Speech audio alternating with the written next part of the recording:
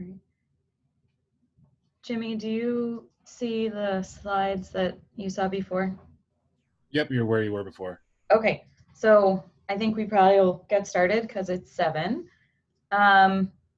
So today's Grand Rounds is going to be a little socially distanced presentation looking at and telling you guys about Dr. Sweeney and my experiences doing anesthesia mission trips. We are both here. Let me see if I can fix. There I am. Hold on one second. Was for a second. I know. Hold on, let me get rid of it. Okay, we're both here, but we'll socially distance, and I'll do part of it, and then Dr. Sweeney will do part of it.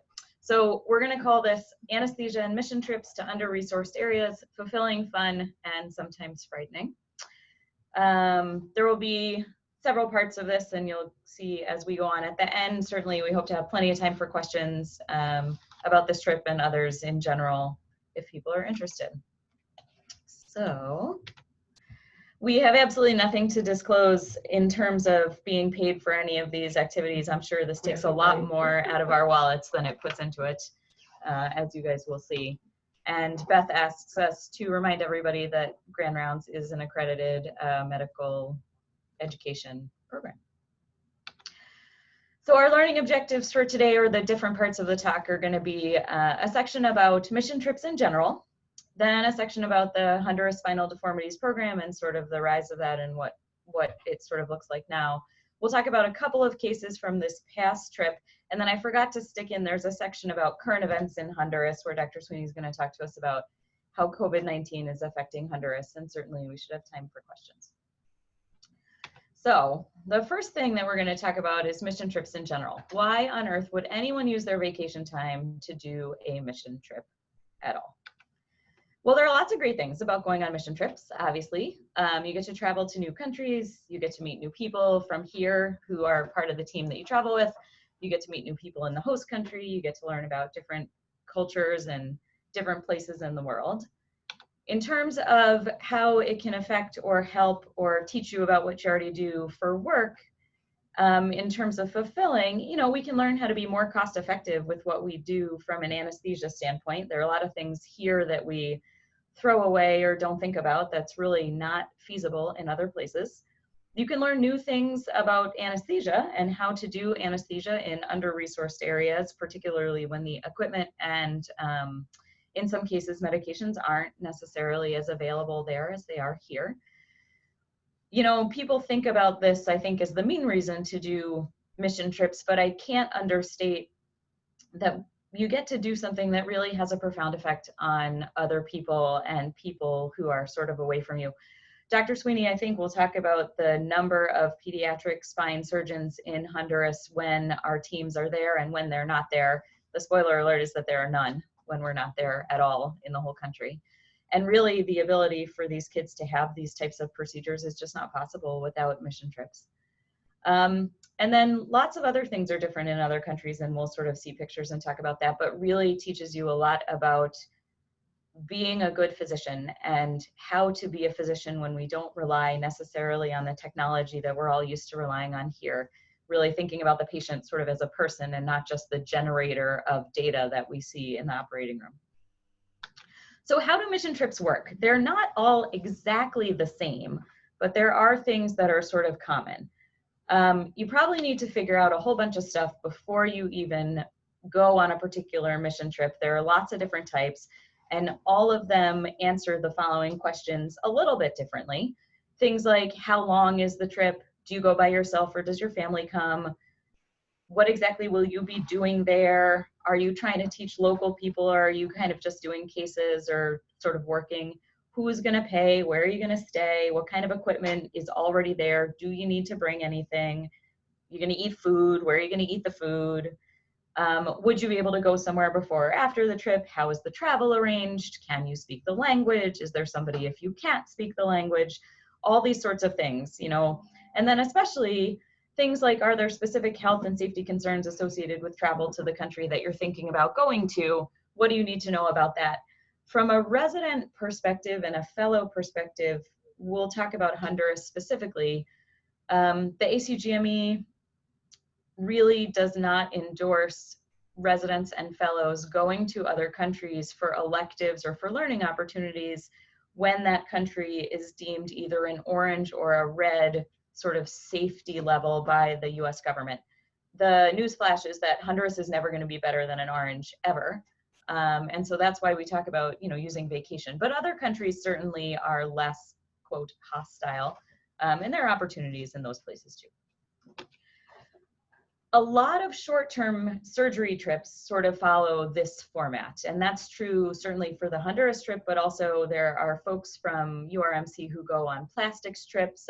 In the PEDS world, Dr. Morrison goes both to Mexico and to Guatemala, and they sort of do this type of thing. You go for about a week, you bring a lot of your own stuff. One of the days is a pre-op clinic. Then the team sits down and schedules the surgeries based on the kids that you saw in the pre-op clinic. There are a whole bunch of surgical days that sort of happen in a row. And then the last day or the last couple days, are sort of wrapping up and making sure everybody's okay. And then there is some amount of post-op follow-up, whether that is sort of via the organization or some local person who you partner with, or people make trips on return and they sort of see what's going on.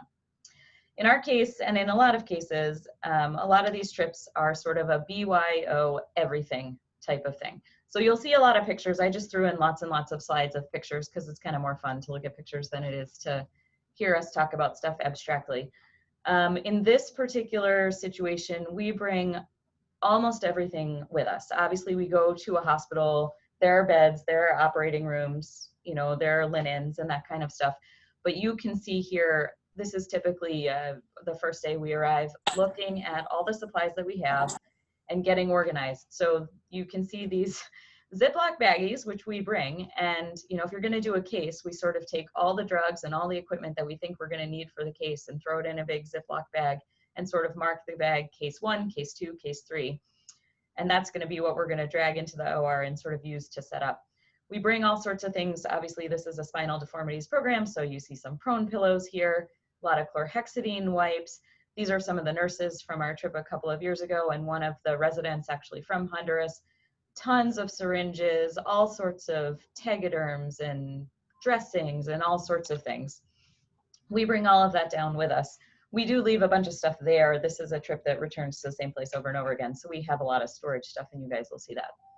Dr. Sweeney has become famous for having tons and tons of stuff in her house.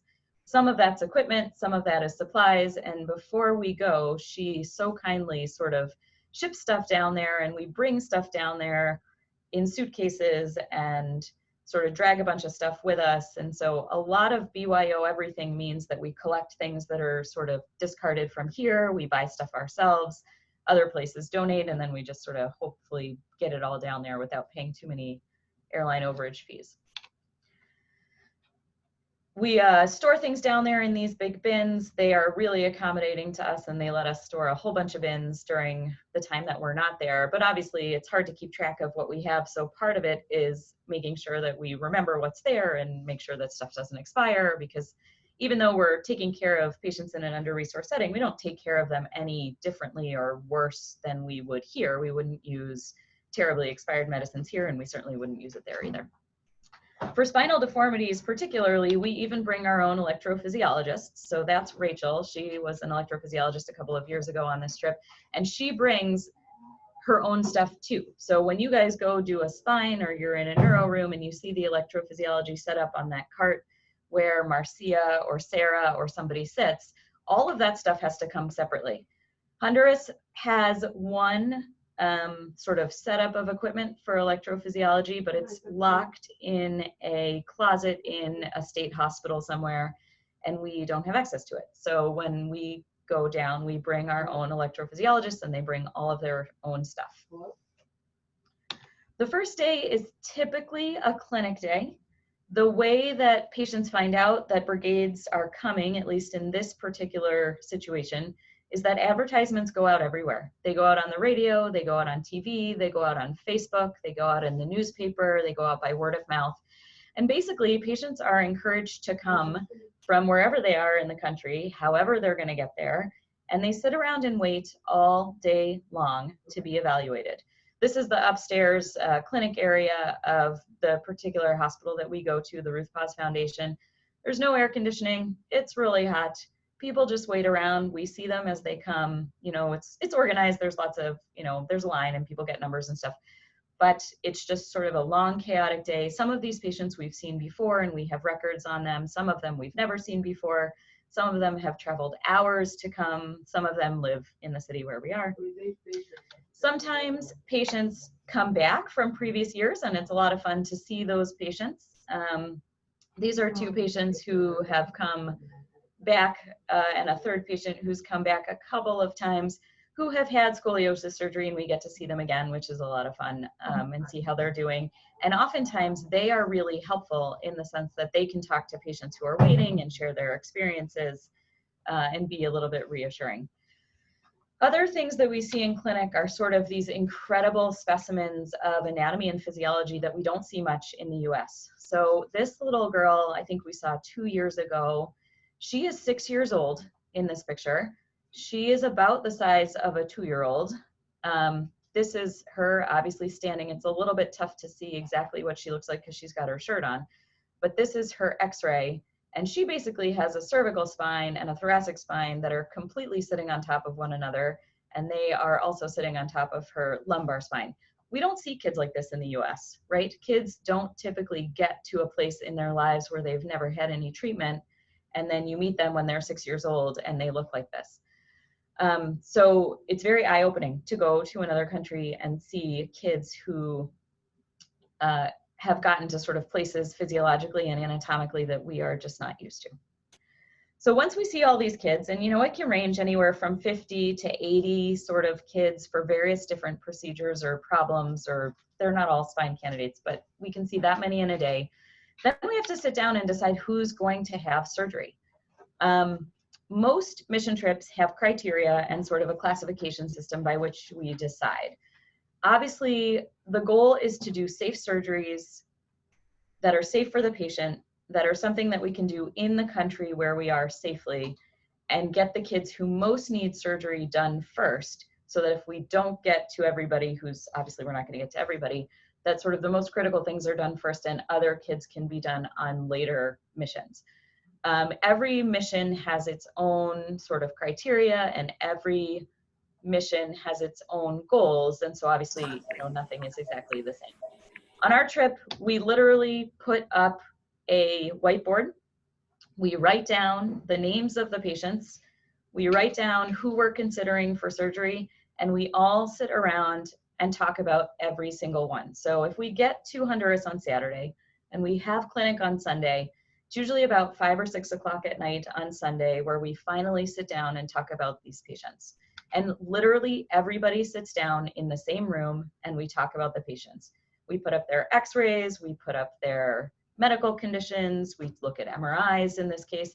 And since our goal obviously is to do all these patients safely while we're there, there's lots of different things that have to factor in.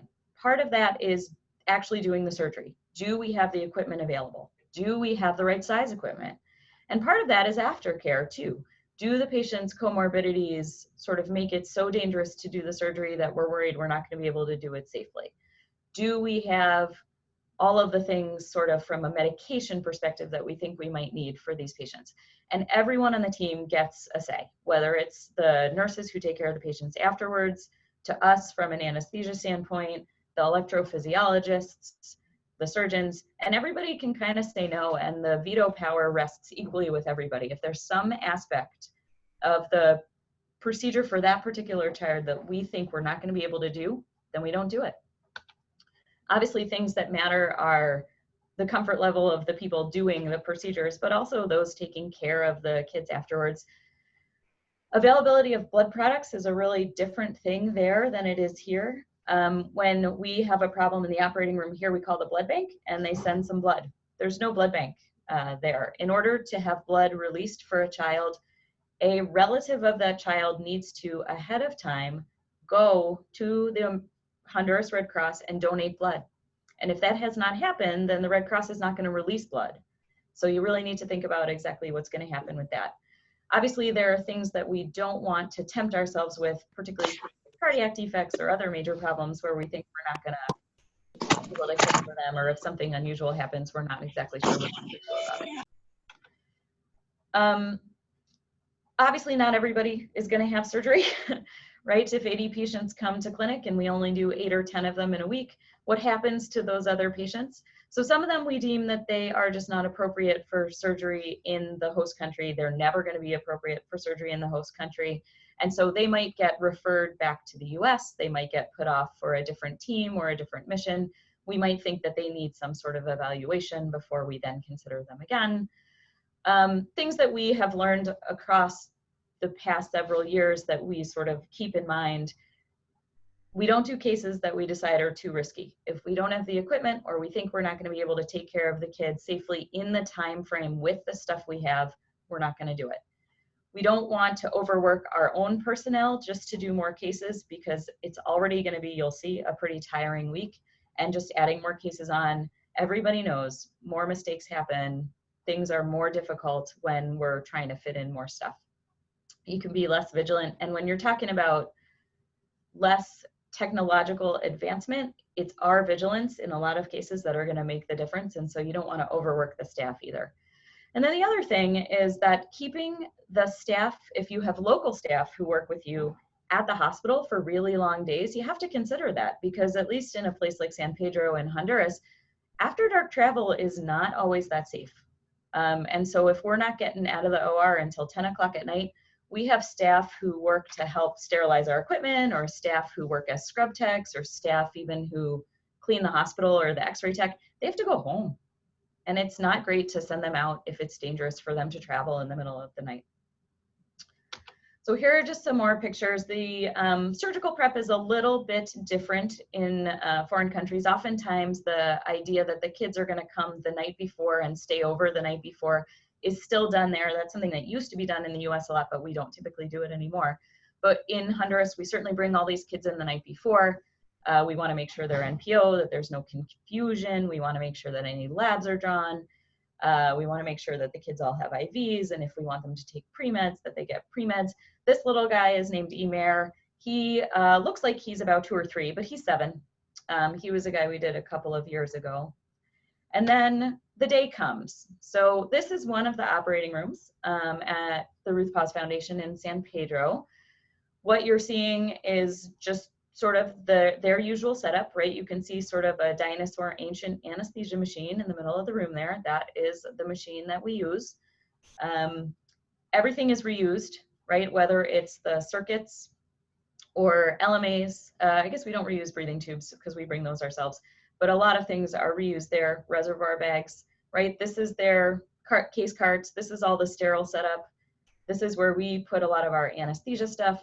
This is our big sharp spin. We've got to use that probably for the whole week and get through the whole week with that. We are going to talk about spine surgery, so we certainly do TIVA, and these are the pumps that were kindly donated by another program, and they just kind of live down there. They work intermittently. The monitoring setup, has evolved over the years. This is a monitor that we started using, I think, my first trip a few years ago. Certainly, we're paper charting down there. 2 years ago, we brought a new, to us, Fancy Philips monitor, which is sort of similar to some of our PACU monitors, which was hugely helpful in that it is a touch screen, so we didn't have to scroll through things so much anymore.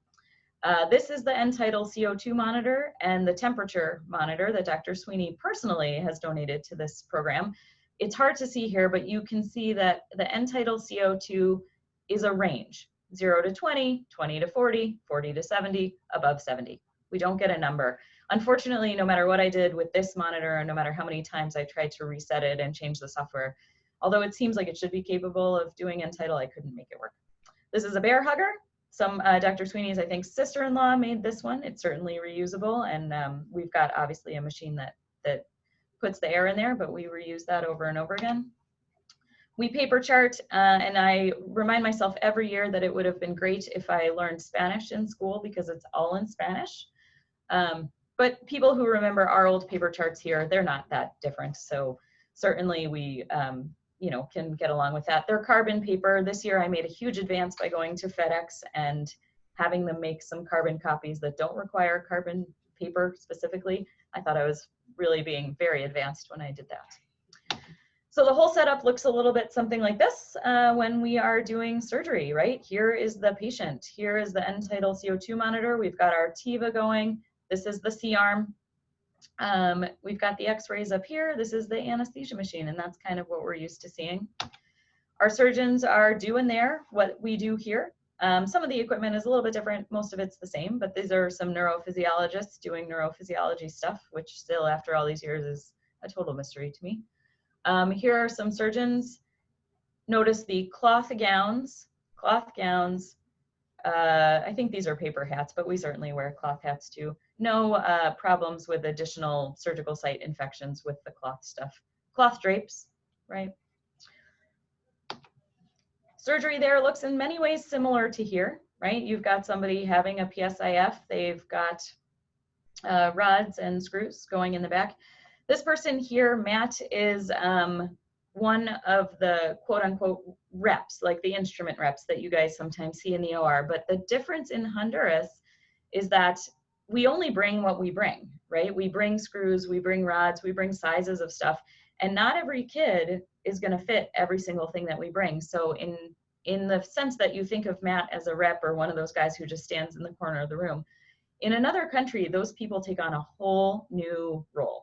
Matt will cut screws, he will cut rods, he will shape things and sort of turn equipment into things that are going to fit the kids there. And so, you know, when you see these reps in the room and you're sort of like, oh, whatever, they don't really know much, you know, they're just some guy who sells a bunch of screws, or they sell a bunch of rods or a hammer or a screwdriver or whatever. Matt, I would say, is the most knowledgeable sort of equipment scrub tech circulating nurse that you could ever have. And he is in fact not a medical professional in the sense that we think of one, but these guys are incredible. They can completely make a set of equipment for a kid to put in their body that just never existed 2 hours before. So we're incredibly indebted to have somebody who's that good. You know, the kids that we do there, lest you think, oh, they are all really easy, you know, AIS kids with 40-degree curves. Certainly not. This is a little girl who had a 118-degree curve. This is her lying on her tummy. Certainly very obvious to see the different levels of her shoulders and the different levels of her hips. And we do pretty significant cases down there. Dr. Sweeney's going to talk about that in just a couple of minutes. And then after the surgery happens, right, there's post-op care. So post-op orders have to happen, post-op meds have to happen, kids have to go home. This is just an example of our post-op order set. We are very lucky that we have nurses who travel with us. We have sort of PICU nurses who come from the States that come down with us and are used to these patients. But we also have in-country nurses who come and join us in the evenings, especially overnight. And a lot of them don't speak English. So we've got these orders in Spanish. And then, you know, we can add things to them. But these help the nurses who are there sort of have a sense of what we need to do. And then these types of things are stickers that we add to medicines that we send home with the patients. It reminds them when they need to take the medicines or the vitamins and what they're going to do with that. Kids in other countries typically are what I would consider hardier than American kids. So people who have rotated on peds and done post-ops or have done spines sort of know that our kids come out of a long day of surgery, mostly sleepy, often a little bit whiny. They're lying in bed. They typically get up maybe to the chair the next day. Maybe they're walking by post-op day 3 or so. These are kids who are either post-op day 0 or post-op day 1. They're out of bed, they're walking around, usually relatively cheerfully, and just, you know, getting on with the stuff that they need to do because they want to get home. Here are a couple more kids. I think this was 2 years ago. This was this year, I think. Kids after surgery, very thankful, very happy to be there. This little guy, a little bit less thankful. He was the very cute little guy blowing the bubbles in the picture several slides ago. He was not too pleased with us, but this was post-op day 1, I think, walking around, doing his thing. This is Christian. We'll talk about him a little bit later. And now Dr. Sweeney is going to talk about the origins of the spinal deformities program. All right, quick change. Good morning, everybody. So the Honduras Spinal Deformity Program was actually started by Dr. Sanders, who used to be one of the pediatric orthopedic surgeons here a long time ago. seems like now anyways. He's been gone for a year, but it seems like a long time. But the program he started going down in 2010, I believe, to Honduras. He had been there before for many other trips, but he started going down in 2010 with the idea of getting together a spinal deformity program in Honduras. I first started getting involved in 2011 when we went down for our first trip to actually take care of patients and do surgeries. I had actually not been down on any of the preliminary trips to look at the facilities and anything like that. So I kind of just, why are we going backwards? So I actually never saw any of the facilities before I went down there. So Honduras obviously is a country in Central America. Where we work is in San Pedro Sula, up here in what's called the Cortez district. The capital is Tegucigalpa, which is in the Francisco Morazan district. That's just going to play a little bit of a role when we talk later about COVID in Honduras. This is flying in from the airport. A lot of what surrounds this area is actually banana plantations. So a lot of Honduras's industrial and economic growth area is actually in the small district of Cortez here around San Pedro Sula rather than actually around Tegucigalpa. Here's more pictures. This is the famous Coca-Cola sign on the hill in San Pedro Sula. Some members of the team have actually hiked up there in a little bit of free time. I've never been there, but one of these days maybe. This is the front of our hotel. It looks very luxurious. It's actually a very nice hotel. Having a safe place to stay when you go somewhere obviously is important. Not everything can be as luxurious as this. I've stayed in lots of different places and lots of different mission trips since the late 1990s. But having a safe, reasonably comfortable place with safe food and safe water to stay is very important to the well-being of the team when you're down there. Obviously, the people in San Pedro Sula don't always have that amount of luxury, so not terribly far away from the hotel where we stay are some of the barrios that are kind of along the river in San Pedro Sula. So these are kind of the sort of huts and shacks that are made together with pieces of plywood and you know, corrugated roofing and some clotheslines and some, you know, people living there without electricity or running water and all that sort of thing. So there's a lot of, you know, contrast. There's the very wealthy areas, and there are very wealthy Hondurans. And then there's the areas like this where many people live. And then there's the areas kind of outside of the bigger cities where people live out in small villages in the mountains and things like that. And they also have, you know, lack of access to certain basic necessities, one of them being healthcare. So when we originally were going to Honduras back in 2011, we were actually not working with the same groups that we are now. We were working with a group called Cure International, and they had built a hospital down in Honduras, mostly for orthopedic type procedures back in the early 2000s. So the big difficulty with that hospital is that it was in a very, very bad neighborhood. I mean, the hospital was fairly well guarded and secure and everything like that. But if you were sleeping in the dormitory at that hospital, you would be laying there at night listening to the gunshots go around all around in the neighborhood around you. It was a little bit creepy from that standpoint. Cure International, it was actually a very religious organization. And so in 2013, they kind of ended their program in Honduras for a variety of reasons. One being difficulty of getting surgeons to want to operate in their hospital that was in a very bad neighborhood. And two, they weren't getting enough religious conversions because most of the population of the country in Honduras is Christian already, so it's hard to convert people to Christianity if they already are. So, and since Cure International kind of rated the success of their operations on the number of conversions that they got, it wasn't going so well in Honduras for them. So then we had a separate special little trip where Matt, the equipment tech, and Dr. Sanders and I ran down to Honduras for a weekend to look around and find a new hospital. And that's when we found the Ruth Paz Foundation and the Ruth Paz, burn and pediatric surgical hospital. It doesn't really encompass all that they do, but it is a lot of what they do. The original Ruth Paz, who was the actual person, she founded the hospital originally and funded it. It's a wealthy Honduran family to take care of children who had burns in Honduras. Burns are a huge problem, obviously, in under-resourced countries.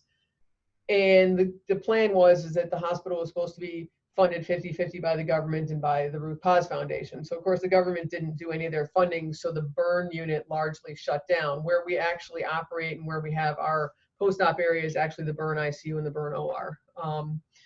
So now what they do at Ruth Paz is they do operate and do cases down there on a year-round basis of varying kinds with local surgeons, but they have lots of what they call brigades. So you can see here we have our brigada. So our brigada is the brigada scoliosis or columna. So they have many brigades every year. They have plastic surgery, they have dental, they have general surgery, orthopedic surgeries, non-scoliosis. They have cardiac teams that come down. They have all sorts of things that come down. So that's kind of the main thing that the Ruth Paz does right now, or at least before COVID. A couple years ago, we started working with World Pediatric Project. One of the problems with Ruth Paz is that it's a Honduran foundation. They are listed as a charitable foundation in the United States, but it was a little bit difficult to get donations and stuff like that, and a little bit of the logistics and organization stuff was a little bit more difficult. World Pediatric Project is a group that works mostly in Central America, South America countries, and they do lots of different types of surgery, but they are heavily sort of weighted towards orthopedics, although that's not all that they do. They also do some neurosurgery stuff. So they help a lot with logistics, like planning the flights and planning the accommodations and all that sort of thing, so that we have, oh, my pagers must not be mine.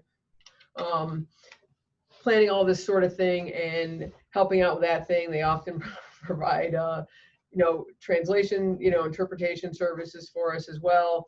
And sometimes they can help getting medications and equipment that if I'm having a hard time getting stuff, although I am pretty good at getting most of the stuff that we need at this point. So they do, like we said, they are a tax-exempt nonprofit. They heal critically ill children and build healthcare capacity in the world. So they provide the fundraising, supplies, and logistics. And actually this year they also applied us with shirts. So here's our team this year, all wearing our World Pediatric shirts. And this is Irene, who was our World Pediatric Project associate that was with us this year that was helping out with everything. She was great. Unfortunately, she has lost her job due to COVID-19, as have many people, unfortunately. So what is the progress? So the patient numbers, may seem very small. It may seem like we're not getting anywhere, but, we do the best we can. So in 2011, 2012, and 2013, we did a total of 9 patients. We operated for 3 days in the week, Tuesday, Wednesday, Thursday, and we did 1 patient per day. And we were working with Cure International. We were working at a private, we did the surgeries at a private hospital. The children stayed there overnight for the first night, and then they got transported back to the Cure International Hospital. So in 2014 and 2015, we did 4 patients each year with Ruth Paz. And then in 2016, we did 7 patients. And then in 2017, we actually did 17 patients, but we had 2 separate teams. Another surgeon from St. Louis came down with us in 2015 or 16, I can't remember. And he wanted to get a team together with his group. So he got a team together and they came down as well. So in 2018, it seems like, by year we increased the number by 1, I guess. But in 2018, we did 18 patients and we had 2 teams. We're still working with Ruth Paz, but that was when we first partnered with World Pediatric Project. In 2019, our specific team that went down did 7 spinal fusions, but we did some very complex younger children. We did that little guy, Emer, that you saw in the picture pre-op with the bubbles and the post-op walking with the walker. He was walking with the walker because he was actually had severe muscle weakness, partial paralysis after his surgery due to the severity of his scoliosis. That went away. He's fine now. He ambulates and runs around and does all of his normal things now, but it's a little bit difficult when you're doing these patients down there. And then the one little girl, we actually put growing rods in, and she's actually had her growing rods in, and she's been grown once. A little concerning right now. The problem is that we can't get down there to grow her again right now. So we'll have to see what happens with that. The St. Louis team in 2019 did 14 spinal fusions. They did a lot more routine adolescent idiopathic scoliosis patients. Not to put that down, just that it's harder to do a lot of cases when you're doing very complex small kids.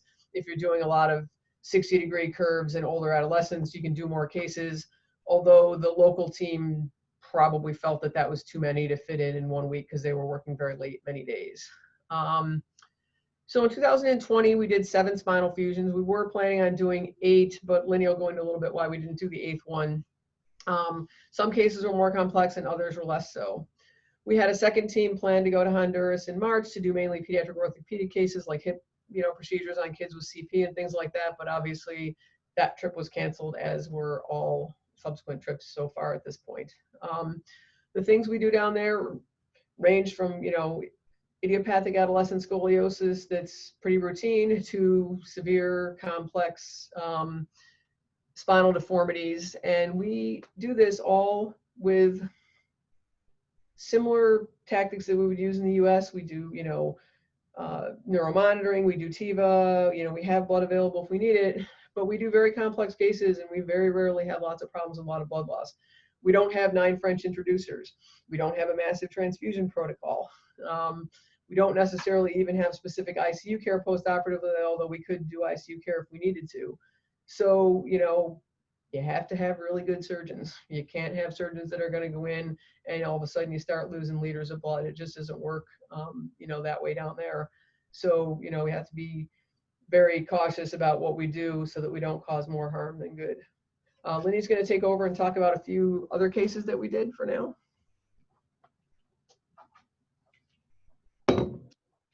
Okay, so we're going to talk a little bit about just like special considerations and challenges of doing these types of cases down in an under-resourced place, and then we'll talk specifically about 2 kids we met this year, one of whom we did and another one we didn't do, and we'll talk about why we didn't do it and kind of what our plans were for that. So common problems are common, and certainly in under-resourced countries, you want to think about all of this type of stuff. Some of it you can mitigate and some of it you can't. And so you have to make a decision about what you think you can do and what you're going to try to do. Some places, we don't have hospital environmental service folks at these hospitals that are not coming in after every time a patient sits down on a chair and spraying it and sort of washing it off and this and the other thing. We don't always have reliable supply of things like oxygen. We certainly don't have any nitrous or that kind of stuff down there. A lot of times we have to reuse certain supplies or try to conserve supplies. It can be difficult, and one of the things that we do not bring with us is IV fluids because they're very, very heavy. And so we rely on the local folks to kindly donate those back to us. And making sure that we have enough of them and we have the right kinds and all that kind of stuff is definitely something that we think about. The machines and equipment, as you guys saw in those pictures earlier, can certainly be outdated. And all of the stuff that we use here that are the fail-safe electricity mechanisms and the line isolation monitors and all of that stuff, that just doesn't exist there. If you go to a really hot place, you obviously need to think about things that are related to the climate and the geography, right? If it's hot in the operating room, is everyone sweating? Are they dripping sweat into the patient? Are they getting tired? Are they getting dehydrated? And in spinal fusions, obviously those can be long surgeries. Are people sort of standing for a long, long time? Are they going to faint? Have they had lunch? All that kind of stuff can still be really important. And you don't necessarily think about it here because we can change the climate. But there we can't. The operating rooms at Ruth Paz do have air conditioning. And we usually turn the air conditioning on once the patient is in the room. And so if you imagine, just like your normal day here, you get to work, you gather all your stuff, you set up your room, you make sure everything's ready, the scrub tech's set up, they open the case cart, all of that stuff happens, and it's like 90 degrees in the room. And then eventually you bring the patient in and you want them to stay warm, so you keep it pretty warm. Once you're prepped and draped, then maybe you're going to turn the air conditioning on. If you go to a really cold place, you obviously want to think about other stuff, right? Are you going to get hypothermic? Are the patients going to get hypothermic? What kind of, air? Is there problems with dust? If you go to a place that doesn't have clean water, you need to think about the water supply. All these things just sort of come into effect. If you go to a place with high altitude, then you need to think about oxygen tension and the way that hypoxia can be increased when you're up above sea level. San Pedro is not a high altitude place, but certainly, even if you're in a relatively hot country, maybe in Central America, this can still be true. There's always those questions on the ABA basic exam about bringing your vaporizer up to 10,000 feet. And so that comes into play on some of these trips. Other things, obviously, you need to get the medicine there that you want to use. You want to think about how you're going to do that, who's going to pay for that, how heavy is it, are you going to put it on a plane, is it going to get broken? We bring down a lot of suitcases full of stuff, and you know, we don't tend to have trouble with things getting broken, but we pack pretty carefully. Other things that you might need to think about if you see a kid who you think you can do a surgery on safely, but you're not really sure you can get them intubated, that can be a problem. So, you know, all the different things obviously play a role. When you send the kids home, are they going to have appropriate nutrition? Are they going to be able to heal, right? We often send our kids home on multivitamins and other types of supplements as well. And then in the place where the kids are, do we have trouble with particular tropical diseases, right? Even if something like traveler's diarrhea seems minor to us, if we have kids that we're doing surgery on and then they get sick with sort of a diarrheal illness, is that going to impede their healing? Is there anything we can do about that? That said, you know, when we do fusions here, when we do big neurosurgeries here, the patients obviously stay in the hospital for several days. But if you're going down on a Saturday and you're leaving the following Saturday and you're operating Monday, Tuesday, Wednesday, Thursday, you've got a kid who just had a spinal fusion on Thursday, you're leaving the country on Saturday. That kid probably needs to be in pretty good shape. If you're going to leave the country and you're going to take the only pediatric spine surgeon who's in the whole sort of area out of the country, you got to make sure that those kids can go home. So here are just two really quick case studies from this year. So this is Jose. He is 12. He has a congenital kyphoscoliosis. He's got a 75-degree thoracic curve, and then he's got, he needs a T3 to L2 fusion, basically, but he's got hemivertebrae at T10. This is what he looks like when he stands up, and that's what he looks like when he bends over. Clearly obvious to everybody that he needs something done. This is his MRI, and they have MRI, obviously, in Honduras, and he got these MRIs ahead of time. They knew we were coming. He's got his hemivertebrae here, right? And so the idea would be that he would need to both be straightened from a left-right standpoint and from a sort of forward-backward standpoint. He is a kid that we did not do this year. And the reason that we did not do him this year was because the size of the screws that would be needed for this particular hemivertebrae and other equipment, we didn't bring that with us because we didn't know we were going to see him. And so we thought about this long and hard, and in fact, we booked him for one of the sort of middle days of the week, knowing he was going to be really complex. And then the date came, and Matt, if you guys remember the equipment guy who was sort of standing there dancing at one point in one of these pictures, had gone through all the screws, and we sort of all sat down and said, we're not sure we have the stuff for this. And we sat there and thought, well, you know, we can get him through this probably safely from an anesthesia standpoint, but we're not sure we have the right screws. And are we going to open his back and potentially lose blood and have him undergo an anesthetic and get a whole bunch of screws in right from the top, and then get to this hemivertebrae and actually not have the equipment that we need? Then he's going to have to sit here until we come back. And we knew we were coming back in March, or we had planned to come back in March. And then we thought, well, if we don't have everything, we could sort of revise him in March. But in the end, we sort of sat there thinking, would we do this at home? And we looked at each other and we said, if the rep hadn't brought the right stuff, would we do it on the day that it was scheduled at home? And everyone agreed that we wouldn't. And so because we knew we wouldn't do it at home, we decided that if we weren't going to do this at home, we're not going to treat a kid here any less or not as well or not as carefully as we would treat a kid at home. And so we decided to put him off entirely until March, when we knew we'd be able to come back with the right size stuff that was going to fit him. Obviously, we did not go back in March.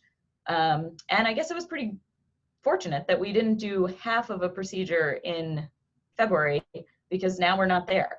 So that was actually a fortuitous decision. But I think that that just sort of highlights the idea that we don't do things there any differently than we would do them here. If you're not going to do it at home, you certainly shouldn't be doing it there.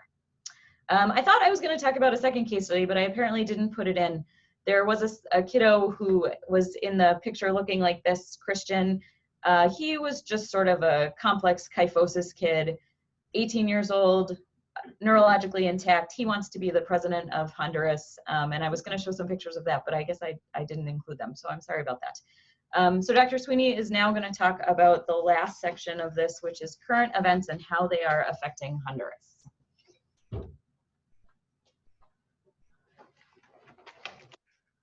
Okay, so obviously, as everybody knows, the biggest current event going on right now is COVID-19, and it's going on rampantly in the United States, but also in other countries. Honduras isn't as badly affected as some other countries. Peru, for example, has had very difficult time with COVID-19. Anybody who's talked to Teresa up in the office already knows that. And obviously Brazil is in the news every day. But Honduras is kind of plugging along, right? So much like most other places, you know, going from no cases in early March and finally getting up to, you know, 6,000 something cases. This is June 8th. It doesn't show up on this because it's not a live graph. So they went from 0 cases to 6,000 something cases between March and June 8th. Between June 8th and July 7th, they have gone from 6,000 cases to nearly 26,000 cases. So obviously, and this is the day-by-day numbers of cases, so you can see that it's obviously spiked considerably in the last month, and unfortunately will probably continue to grow. And this is despite pretty strict regulations down there. You know, when I talk to my friends down there, you know, pretty much allowed to leave the house like every 2 weeks to get essentials. The day of the week that you can leave depends on your name. The time that you can go depends on your age. You know, Peggy, who basically runs the hospital in Honduras, you know, is on those restrictions also because she's older as well. But she has been allowed to go to the hospital a couple of times to work on stuff there. They are trying to open the hospital up. They are trying to open the hospital up actually to do surgical procedures only. The large government hospital right behind the Ruth Paz Hospital, Leonardo Martinez, is one of the big COVID hospitals for the country. Okay, so that hospital is probably just overrun with COVID patients. So you wonder how many hospitals there are in Honduras. Okay, this is the government's take on it. Okay, so this is not all the hospitals that they have in Honduras, but these hospitals, what are there, like 5, 8, 11, 13 hospitals. These are the main hospitals that are considered the COVID hospitals. So there are a lot of people in Honduras, and there are 13 hospitals that are considered hospitals for COVID-19. Okay, so just keep that in mind as we move on here. Okay, so Honduras has roughly 7,000 hospital beds. Okay, the number of total hospitals in Honduras is listed as 29 public hospitals. The 13 that I showed on the other side are the ones that are COVID-19 centers. And 1,130 private hospitals. But anything that's considered a private hospital can just be basically a lab, a clinic, a medical center. They may not have overnight beds, it may not have anything, but they're considered hospitals. The population of Honduras is 9.59 million people. COVID-19 in New York City. New York City has at least 23,762 acute care hospital beds. These are the beds in these 62 acute care hospitals in New York City, but not counting the number of beds available in the 2 VA hospitals because they weren't available in this report.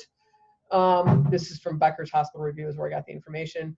The population of New York City is 8.4 million, so less than the population of Honduras. Okay. So when COVID-19 was first talked about, I read an article that said that the government had 12 government-owned ventilators for the entire population of Honduras. So in these 29 hospitals, there were 12 actual ventilators. Early on, there was a lot of excitement. They were going to get a shipment of ventilators there, and this was going to improve things. When the machines arrived, they were actually CPAP machines. Okay, so helpful in some way, but actually not ventilators. Okay. So the latest update is on June 25th, the United States government actually donated 50 ventilators to the government of Honduras, valued at $637,000. They like to put stuff like that in their news briefs down there. And then on July 1st, they got 160 high-tech mechanical ventilators that were going to be going into operation, and the first 40 were already in operation at one of the government hospitals. Okay, so just think about that. All that time back in March when we were talking about all those meetings that we had, talking about how many ventilators we had, and were we going to need to send ventilators to New York City to help with that. Think about the fact that when this started in Honduras, they had 12 government-owned ventilators. That's not all the ventilators there were in the country, but that was probably most of the ventilators that were going to be available for most of the population of the country. Ventilators in New York City, 2,688 full-featured ventilators, 790 anesthesia machines, and 186 portable ventilators. This was a little study done by the Center for Infectious Disease Research and Policy at the outbreak of the COVID epidemic in New York City. So it gives you just a little bit of an idea of what under-resourced means. Okay, you have a population greater than New York City. You know, New York City didn't think they were going to have enough ventilators with this, okay? And we're talking about 12 ventilators and maybe some very old anesthesia machines down in Honduras.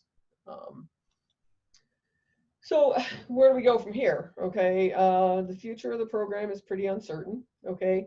Our group works in San Pedro Sula, which, like I said earlier, was in the San Pedro Sula district. There are 1.6 million people that live in the Cortez. It's called a department, actually, in Honduras. And the population density there is 410 people per kilometer squared. The main reason why COVID-19 was so prevalent early on in the Cortez district is because, as I said before, it's the main agricultural and industrial district of Honduras. And it's also the place where tourists come in before they disperse to other parts of the country, primarily the islands up in Roatan and stuff like that. So early on, all of the COVID was in San Pedro Sula. Like 75% of the cases and 75% of the deaths were in the Cortez district. The Francisco Morazan district, which is where Tegucigalpa is, they have like 1.5 million people there, but it's slightly less population dense at 180 people per kilometer squared. So, you know, it's a little bit slower growing there. It's a little bit densely packed. It's, I'm just gonna try to go back and find my map here. It spread a little bit more slowly there because it's not actually the center of commerce. It is the capital, but it's not the center of commerce. Okay, so up in here, in this little area here, is where 75% of the cases and 75% of the deaths were for the first couple of months. Now it's actually divided out that, you know, 36% of the cases are up here and, you know, 33% of the cases are here, and there's scattered cases around the rest of the country. So it is spreading. See this big, huge department here, Olancho? There's 537,000 people that live here, but the population density is only 22 per kilometer squared. So you can imagine these people are all over the place living here, and people are all over the place living here. And guess what? They're a long way away from any really suitable hospital. It may not look very far on the map, and it's a small country, and you think, oh, you know, that's only a couple-hour drive. It can be like a 10 or 12-hour drive, depending on the roads, whether they're washed out. A lot of the roads are dirt roads. You know, driving is very slow. You know, it doesn't look like it's very far from here to Tegucigalpa, but that's a good 4 or 5 hour drive, actually, get between those two areas. So it's unclear when we're going to be able to go back. We'll just have to see what happens in the next month. It's very unlikely that we will be going back in January when we normally plan. The Ruth Paz Hospital is actually in some danger of closing due to lack of funding. They were having a big fundraiser last month, trying to open up simply so that they could take care of some of the backlog of surgical procedures that need to be done, because the two main government hospitals in San Pedro Sula are two of the hospitals that are the major COVID centers. So they are not doing any elective surgery. So you think about, you know, we weren't doing any elective surgery, and what happened with that.